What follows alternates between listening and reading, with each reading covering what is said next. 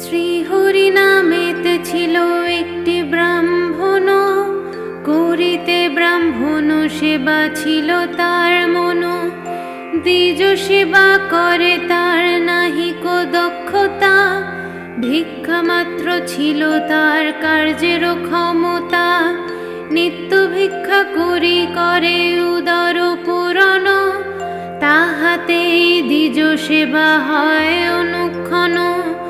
বিনা চিন্তামণি আর কিছু নাই, কেমনে সে চিন্তামণি চিনিবারে পায়।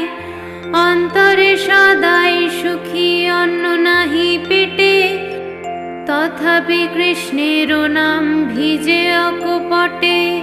হেনকালে এক পুত্র ভূমিষ্ঠ হইল, হেরিয়া তাহার মুখ বিষাদে ভরিল।